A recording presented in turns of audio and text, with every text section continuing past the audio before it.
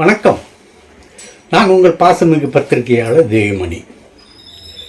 இன்னைக்கு தக் லைஃப் படம் சென்னையில் பெசன் நகர் வீட்டில் நடந்துட்டு இருக்கு.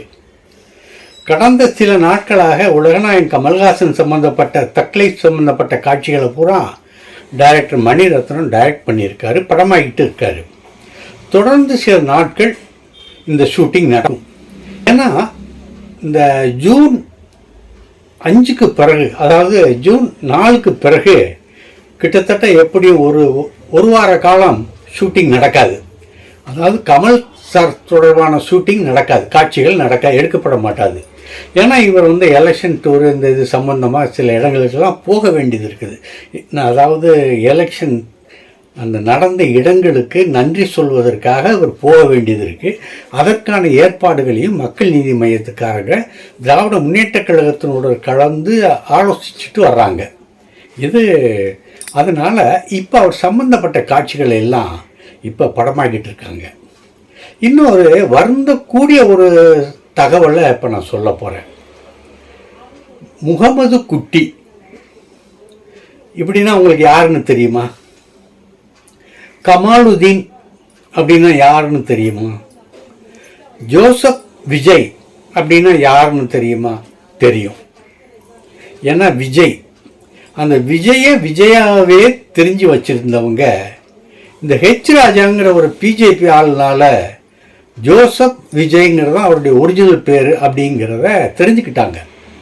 இந்த ஒரிஜினல் பேரை தெரிஞ்சுக்கிறதுல மக்களுக்கு ஆர்வம் கிடையாது. தமிழக மக்களுக்கு மட்டும் எந்த மாநிலத்து மக்களுக்கும் ஆர்வம் இல்லை. அவங்களுக்கு பிரியமான நடிகர்களை எப்படி கூப்பிடணுமோ அப்படி கூப்பிட்டு வர்றாங்க. அவர்களுக்காக சூட்டப்பட்ட பேர் இருக்குல்ல, அதை வச்சு கூப்பிட்டுக்கிட்டு இருக்காங்க. அதில் அவங்களுக்கு ஒரு நல்ல ஒரு திருப்தியும் இருக்குது. ஆனால் இப்போ அண்மையில் பிஜேபியும் ஆர்எஸ்எஸும் கலந்து கேரளாவில் ஒரு இன வெறுப்பு, மத வெறுப்பு அரசியலை முன்னெடுத்திருக்காங்க. மம்மூட்டியை முகமது குட்டி அப்படிங்கிற ஒரிஜினல் பேரில் சொல்கிறாங்க. கமாலுதீன், அதாவது கமல்ங்கிறத கமாலுதீன்னு சொல்ல ஆசைப்படுறாங்க.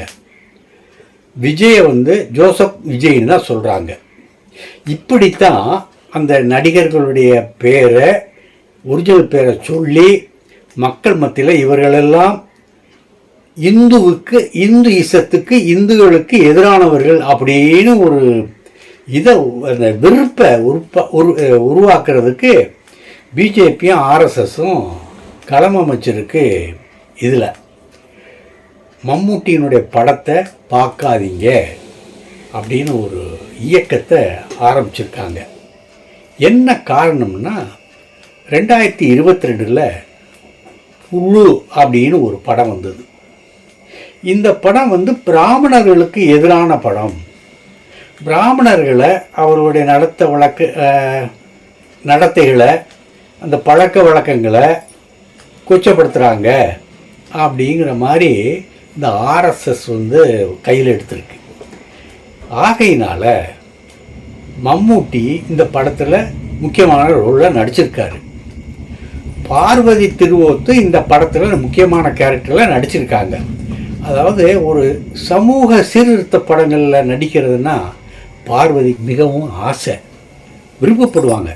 ஏன்னா நாட்டினுடைய சூழல்களை சித்தரிக்கிற கேரக்டரில் நடித்தாதான் மக்கள் மத்தியில் பதியும். அதே மாதிரி தான் மம்மூட்டியும் இந்த நாட்டினுடைய, அதாவது பழக்க வழக்கங்களை, சனாதனத்தை ஒழிக்கணும், முறியடிக்கணும், அதை அழிக்கணும் அப்படிங்கிற ஒரு கருத்தில். ஏன்னா சனாதனங்கிறது மக்களுக்கு எதிரானது. அது ஒரு குறிப்பிட்ட பிரிவினருக்கு மட்டுமே உள்ளது. மற்றவர்களை அடக்குவதற்கு அந்த சனாதனங்கிறது பயன்பட்டு வருது. ஆகவே இவைகளெல்லாம் எதிர்க்கணும் அப்படிங்கிறது தான் மம்மூட்டி, பார்வதி இவர்களுடைய, அதாவது முற்போக்கு சிந்தனை உள்ள நடிகர்களுக்கு இது தாங்க. இப்போ உலகநாயகன் கமல்ஹாசனுக்கு அதே எண்ணம் இருக்குது. அதாவது சமூக சீர்திருத்தத்தில் விஜயகாந்துக்கும் எவ்வளவு நம்பிக்கை இருந்ததோ அதே நம்பிக்கை விஜய்க்கு இருக்குது. ரஜினிகாந்துக்கு இருக்கான்னு சொன்னால் அதை 50-50 இருக்குது. சனாதனத்துக்கு சப்போர்ட் பண்ணுவார், சனாதன எதிர்ப்பு குரலுக்கும் சப்போர்ட் பண்ணுவார். அவர் வந்து இந்த கொள்கை இதெல்லாம் பார்க்க மாட்டார். பொழுதுபோக்கு மக்களுக்கு வேணும், அதுக்குள்ளேயே படங்களில் நான் நடிக்கிறேன் அப்படிம்பார். அதே மாதிரி அஜித் இருக்கார்ல, அவருக்கு வந்து இந்த சனாதன கொள்கைகள்லாம் அவருக்கு பிடிக்காது. அவர் வந்து முற்போக்கு சிந்தனை உள்ளதில் தான் அவர் அதை பார்ப்பார். இப்போ இந்த புழுங்கிற படத்தில் நடித்ததற்காக மம்முட்டி படத்தை பார்க்கக்கூடாதுன்னு ஆர்எஸ்எஸும் பிஜேபியும் கேரளாவில் ஒரு போராட்டத்தை ஆரம்பிச்சிருக்காங்க. பார்க்காதீர்கள், அதாவது இனிமேல் வரக்கூடிய படம் எதுன்னா மம்முட்டி நடிச்சிருக்கிற ஒரு முக்கியமான படம், அதாவது டர்போ. இந்த படத்தினுடைய ஆடியோ லான்ச் இப்போ தான் துபாயில் நடந்துச்சு, சிறப்பாக நடந்தது. அந்த படத்தை இந்துக்கள் பார்க்கக்கூடாது அப்படின்னு ஒரு இனவெறிய மதவெறிய பிஜேபியும் ஆர்எஸ்எஸும் கேரளாவில் தொடங்கி வச்சிருக்கு. இதற்கிடையில் நமது கௌதம் வாசுதேவ மேனன், அவர் மலையாளினாலும் கொஞ்சம் தமிழ்நாட்டில் தான் அவருக்கு அதிகமான ஈடுபாடு இருக்குது. தமிழ் படங்களில் தான் அவர் அதிகமாக எடுத்துகிட்ருக்காரு. மலையாள படங்கள் எப்போவாவது எடுப்பார். ஆனால் அவருக்கு முழு ஈடுபாடு வந்து தமிழ் படங்களில் தான். ஏன்னா தமிழ் படங்களில் தான் வந்து சித்தாந்தங்களை நம்ம பயன்படுத்த முடியும் அப்படிங்கிற எண்ணம் அவருக்கு இருக்குது. இப்போ அவர் வந்து மம்முட்டிக்கு வந்து ஒரு கதையை சொன்னார். அந்த கதை வந்து பிடிச்சி போச்சு மம்முட்டிக்கு. சூப்பரான கதை, இதை எதையும் மாற்றாத, அப்படியே நம்ம எடுப்போம், நான் எடுக்கிறேன், நான் ப்ரொடியூஸ் பண்ணுறேன் அப்படின்னு சொல்லி மம்முட்டியினுடைய மேக்கப் மேன் ஒருத்தர் இருக்கார். அவர் ஒரு ப்ரொடியூசர். மம்முட்டியினுடைய பட நிறுவனத்தை அவர் தான் கவனிச்சிட்டு வர்றார். அதன் சார்பில் நம்ம எடுப்போம் அப்படின்னு உறுதி சொல்லியிருக்காரு வாசுதேவ மேனன்ட்ட. அது தமிழா மலையாளமா எந்த மொழியிலும் தெரியாது. குடும்பமானவரை அது தமிழ் படமாக தான் இருக்கும் அப்படின்னு நான் நினைக்கிறேன். ஏன்னா தமிழில் இந்த மாதிரி படங்கள் மம்முட்டி நடித்து கௌதம் மேனன் இயக்கி வந்த படம் ரொம்ப அரிது, இங்கே வரல. இது புதுசாக வரட்டுமே அப்படிங்கிற ஒரு எண்ணத்தில் தமிழில் இருக்கலாம் அப்படின்னு நான் நினைக்கிறேன். அடுத்து நம்ம லோகேஷ் கனகராஜ், அவருடைய படம் அடுத்து நம்ம சூப்பர் ஸ்டார் ரஜினிகாந்த் நடிக்கிற படம். அந்த படத்தில் வில்லனாக நடிக்கிறதுக்கு சத்யராஜை செலக்ட் பண்ணியிருக்காங்க. சத்யராஜும் ஒத்துக்கிட்டார். சூப்பர் ஸ்டாருக்கு பிரதான வில்லனாக சத்யராஜ் நடிக்கிறாரு. அவருக்கு ஒரு கணிசமான தொகை கொடுக்கப்பட்டிருக்கு, மிகப்பெரிய தொகை. ஏன்னா குறைஞ்ச அளவுக்கு இப்போ தொகைக்கெல்லாம் இப்போ சத்யராஜ் நடிக்க வர்றதில்லை. அவருக்கு ஒரு மரியாதை இருக்குது. கட்டப்பாவாக நடித்ததுக்கப்புறம் அவர் வந்து பேன் இண்டியா நடிகர் ஆகிட்டார். ஆகவே உழைப்புக்கு தகுந்த ஊதியம் அவர் கேட்குறாரு. அதன்படி கொடுத்துருக்காங்க லோகேஷ் கனகராஜ். அதில் அந்த நடிக்கிறாரு. கொஞ்சம் வித்தியாசமான ஒரு வில்லன், வித்தியாசமான ஹீரோ ரஜினிகாந்த்.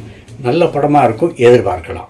இந்த குற்ற பரம்பரைன்னு ஒரு படம், டைரக்டர் பாரதி ராஜாவும் பாலாவும் இந்த படத்தை எடுக்கணும் அப்படின்ட்டு ரொம்ப முனைப்பாக இருந்தாங்க. பாரதி ராஜா இந்த படத்துக்கான பூஜையை தேனியில் போட்டார். தேனியில் போட்டு உசிலம்பட்டிக்கு பக்கத்தில் இருக்க பெருங்காமநல்லூர் அங்கே வந்து பெரிய விழா எடுத்தார். இது யாருடைய கதைன்னா வேலராமமூர்த்திங்கிற ஒரு கதாசிரியர், உங்களுக்கு தெரியும். இப்போ எதிர்நீச்சல்ங்கிற ஒரு சீரியலில் வில்லனாக நடிச்சிட்ருக்காரு. திரைப்படங்களில் அப்பா கேரக்டர், அதே நேரத்தில் அது வில்லனும் இருக்கும், வில்லத்தனமாக இருக்கும். ஆள் பார்க்குறதுக்கு மொட்டத்தனமான ஆள்.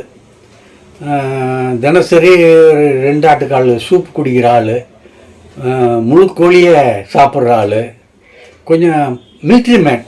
ஆகையினால அந்த இது இருக்கும். அவருடைய கதையை படமாக்கணும்னு சொல்லி பாரதி ராஜா பூஜை போட்டார். பிரமாதமாக நடந்தது. அதுக்கப்புறம் அது பூஜையை பற்றி எதுவுமே தெரியலை, அப்படியே கிடப்பில் போட்டாங்க. இந்த சூழ்நிலையில் தான் நம்ம கேமராமேன் வேல்ராஜ் இந்த குற்றப்பரம்பரை கதையை நம்ம எடுக்கலாம் அப்படின்னு சொல்லி வேறொருவர் எழுதிய கதையை சீரியலாக எடுக்கலாம்னு சொல்லி டைரக்டர் சசிகுமாரை கூப்பிட்டு டைரக்ட் பண்ணுன்னு சொன்னார்.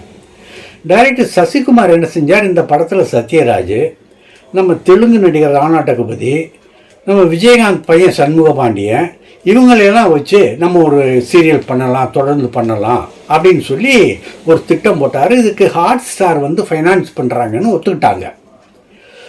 எல்லாம் ஷெட்யூல்லாம் போட்டாங்க, எல்லாம் இது பண்ணாங்க. கடைசியில் அதுக்கு என்ன நேர்ந்ததுன்னு தெரியலை. ஹாட் ஸ்டார் வந்து இப்போ நாங்கள் படம் எடுக்கிறதா இல்லை அப்படின்னு பின்வாங்கிட்டாங்க. பின்வாங்கினோடனே இந்த குற்ற பரம்பரை அதோ கதி, அவ்வளோதான். அந்த இதையும் எடுக்கலை, இந்த இதையும் எடுக்கலை, பாரதி ராஜா இதையும் எடுக்கலை, நம்ம இவர் சசிகுமார் படத்தையும் எடுக்கலை. அம்போன்னு போச்சு. இப்போ எல்லாருக்கும் ஒரு பெரிய ஏமாற்றமாக இருக்குது. அது ஒரு குற்றப்பரம்பரை வந்தால் ஒரு தென் மாவட்டங்களில் ரொம்ப சிறப்பாக ஓடக்கூடிய படம் அது. ஏன்னா அந்த மாவட்ட மக்களை பற்றிய கதை தான் அது. ஆங்கிலேயர் காலத்தில் நடந்த அக்கிரமங்களை சுட்டி காட்டுற, அதாவது கொலை, கொள்ளை, சுட்டுக்கொலை, இப்படியெல்லாம் அக்கிரமங்கள் நடந்த இதுதான் குற்ற பரம்பரை. சரி, அதனுடைய கதை அப்படி ஆயிடுச்சு. சரி, அடுத்து ப்ரொடியூசர்கள்லாம் இப்போ வந்து ஒரு புதிய கொள்கையை பின்பற்றுறாங்க. இந்த நடிகைகள்கிட்ட ஒப்பந்தம் கையெழுத்து வாங்குவாங்க. இந்த படத்தில் நடிக்கிறேன், இத்தனை நாள் கால் சீட்டு, இத்தனை நாளுக்கு மேலே போனால் அதுக்கு கூடுதலாக இவ்வளோ தருவோம், ப்ரொமோஷனுக்கு வரணும், அப்படிங்கிற மாதிரி எல்லாம் நிபந்தனைகளை போட்டு கையெழுத்து வாங்குவாங்க. இப்போ என்னன்னா, இந்த படத்தை பற்றி, உங்களுடைய கேரக்டரை பற்றி பத்திரிகைகளுக்கும் ஊடகங்களுக்கும் எதுவும் சொல்லக்கூடாது.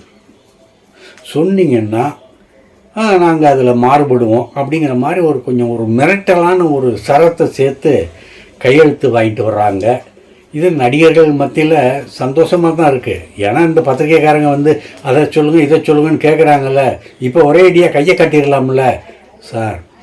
அவங்க ப்ரொடியூசர்கள் வந்து இந்த மாதிரி எங்களுக்கு கையெழுத்து வாங்கியிருக்காங்க, நாங்கள் சொன்னால் எங்கள் லைஃப் பாதிக்கப்படும் அப்படின்னு சொல்லி தப்பிச்சுக்கலாம்ல, அதுக்காக.